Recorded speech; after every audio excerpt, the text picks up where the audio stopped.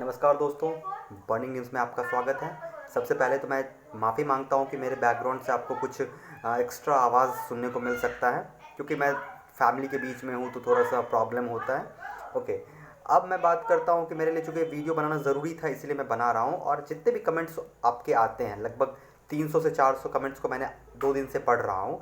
तो मुझे सबसे कॉमन प्रॉब्लम जो सब में नज़र आती है कि ब्रांच सिलेक्शन सर कैसे किया जाए। इसमें बहुत बच्चे फंस रहे हैं ब्रांच सिलेक्शन में। दोस्तों, आपको बहुत पहले से पता है कि मेरे जितने भी वीडियो होते हैं उसमें मैं क्या देता हूँ ये आपको भी पता होगा, तभी तो आप आते हो यहाँ पे। अगर मेरे वीडियो ऐसे ही होंगे तो आप कभी भी नहीं आओगे। आपको कुछ ना कुछ तो हेल्प मिल रहा होगा उस वीडियो से। मैं जो भी बना रहा हूँ वो अपने एक्सपीरियंस से बना रहा हूँ, जो मैंने देखा और जो मुझे समझ में आई कि ऐसा नहीं होना चाहिए। अगर ऐसा होता तो मैं ये रहता, अगर ऐसा नहीं होता तो मैं ये रहता। बहुत सारी गलतियों को मैंने एक साथ कंबाइन किया है, उसमें क्या सुधार हो सकते थे, क्या सुधार नहीं हो सकते थे, इन सब को मैंने सम अप करके अपना एक्सपीरियंस आपको देता हूँ। चलिए वीडियो की शुरुआत करते हैं। सबसे पहले बिहार इलेक्शन चल रहा है, रिज़ल्ट आपको इस वीक में देखने को मिलेगा। तो हमें फ़क्र है अपने बिहारी होने पे। तो आप लोग भी इसको प्राउड महसूस कीजिएगा कि बीइंग बिहारी हमें प्राउड होना चाहिए। ओके, हम परिवर्तन लाएंगे बिहार में, अपने एजुकेशन सिस्टम को चेंज करेंगे, लेकिन इसके लिए आपको एजुकेशन सिस्टम में घुसना पड़ेगा, जो कि अभी आप कर रहे हो। आप कॉलेज जाओगे, उस कॉलेज को आपको चेंज करना पड़ेगा। सबसे पहली बात कि जितने भी कॉलेज बिहार में 38 39 कॉलेज है, वो सब बहुत ही खूबसूरत कॉलेज है, बहुत ही इंपॉर्टेंट कॉलेज है, और उसको बदलना आपके हाथ में है। हर कॉलेज में पढ़ाई होती है, लेकिन पढ़ने के लिए स्टूडेंट चाहिए। स्टूडेंट नहीं होगा तो पढ़ाई नहीं होगी। आप पीछे हट जाते इसीलिए पढ़ाई नहीं होती। अगर आप आगे आके चाहोगे पढ़ाई तो पढ़ाई होगी। ओके, ये अलग मुद्दा है। आज का जो सब्जेक्ट है वो ब्रांच सिलेक्शन कैसे करें। ओके, चलिए, जब भी बीटेक में हम लोग ब्रांच सिलेक्शन की बात करते हैं तो हमारे पास 3 पॉइंट आता है कि हम, पहले बात तो कि हम बीटेक क्यों करने के लिए जा रहे हैं। इस सवाल का आंसर अपने एक नोटबुक में लिखो। ओके, तो आपको बेसिकली 3 आंसर इसमें मिलेंगे। ये मैं इसीलिए बता रहा हूँ क्योंकि यही 3 आंसर मैंने भी कभी अपने लाइफ में फेस किया था, यही 3 आंसर आप भी अपने लाइफ में फेस कर रहे हो।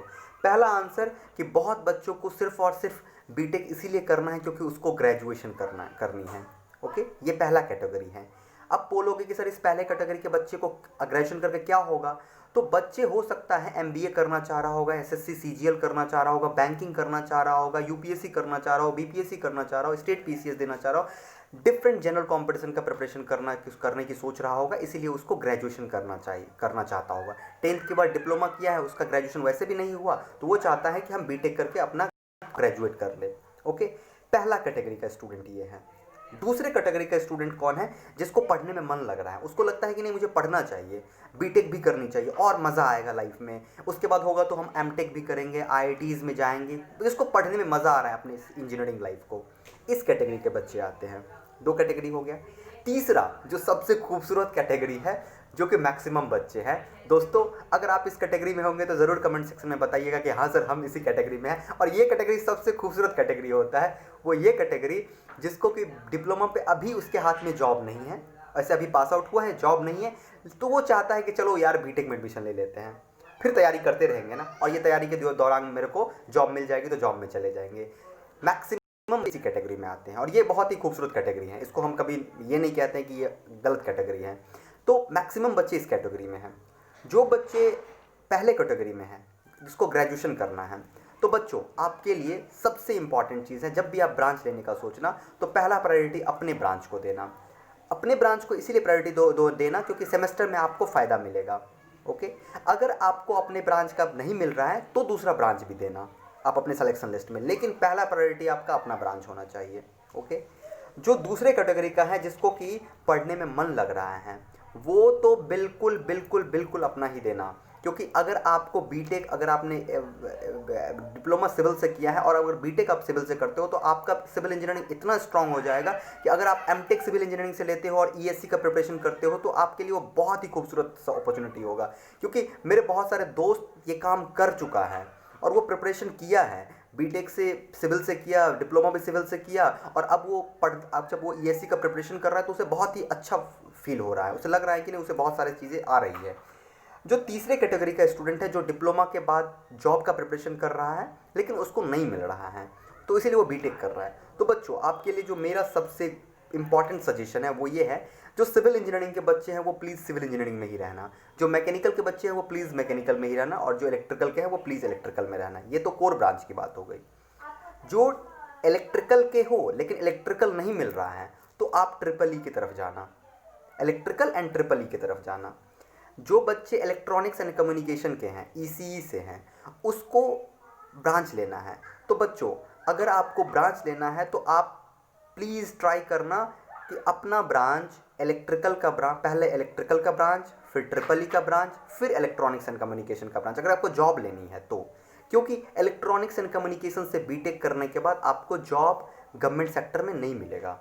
सिर्फ और सिर्फ आपके पास एक ऑप्शन हो जाएगा कि गेट में काफ़ी खूबसूरत सा रैंक लाना है और उसके बाद पीएसयू मिल सकता है, नहीं तो आपको ईएससी का जो तैयारी करनी है, आपको तुरंत जॉब नहीं मिलेगी।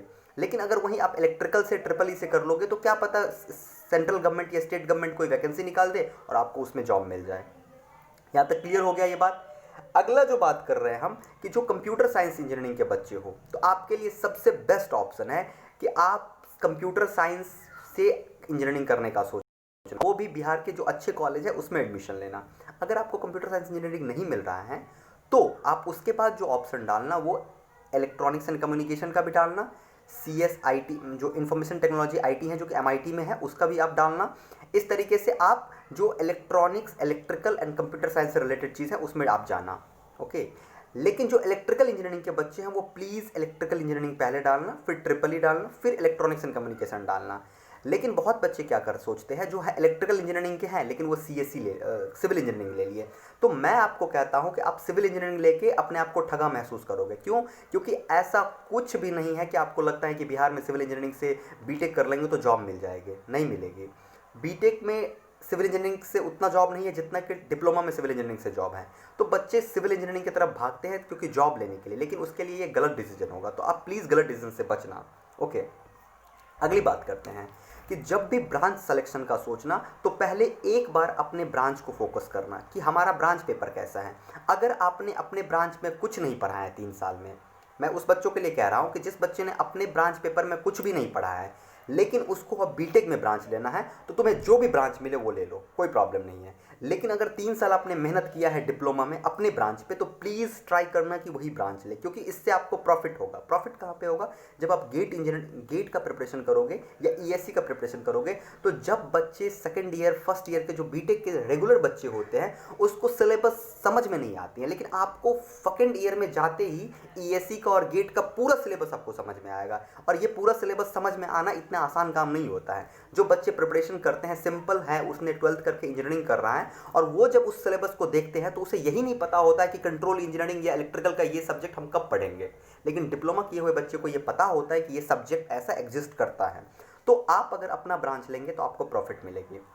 तीसरी बात, अब अगली बात कर रहा हूँ कि जॉब जो है वो 2 ही सेक्टर में है। या तो आपको अपने जो आप जिस ब्रांच में उसी ब्रांच में रहो, आगे एमटेक करो, इस तरीके से जॉब लो, या फिर जो दूसरा सेक्शन है वो आईटी इंडस्ट्री है जिसमें जॉब है। तो आईटी इंडस्ट्री में कोई भी बच्चे जा सकते हैं बशर्ते उसके पास कम्युनिकेशन स्किल अच्छी होनी चाहिए, उसका वे ऑफ प्रेजेंटेशन अच्छा होना चाहिए और वो खुद पे काम किया है। और ये खुद पे आप तभी काम कर सकते हैं जब बिहार के आप किसी अच्छे कॉलेज में जाओगे। तो गाइज़ इस वीडियो में बस इतना बताने की कोशिश कर रहा हूँ कि अगर ये 3 कैटेगरी में से आप आते हो तो पहला कैटेगरी जिसको सिर्फ ग्रेजुएशन करना है वो कोई भी ब्रांच ले लो, कोई प्रॉब्लम नहीं है। दूसरा कैटेगरी अपना ही ब्रांच लो और तीसरा कैटेगरी जो है वो ट्राई करना कि हम अगर इलेक्ट्रिकल के हैं तो इलेक्ट्रिकल भी ले, ट्रिपल ई भी ले, इलेक्ट्रॉनिक्स भी ले, ठीक ना। इस तरीके से वो ट्राई करना। बाकी आप कमेंट सेक्शन में मुझे बताना अगर आपको कोई प्रॉब्लम होती है तो हम उस पर वीडियो बनाएंगे। टाइम कम मिलता है, हम खुद अपने सफ़र में हैं तो बहुत सारा प्रॉब्लम्स आते हैं। आई होप कि ये वीडियो आपको थोड़ा सा भी हेल्प करेगा। Thank you guys, thank you to joining me, thank you guys.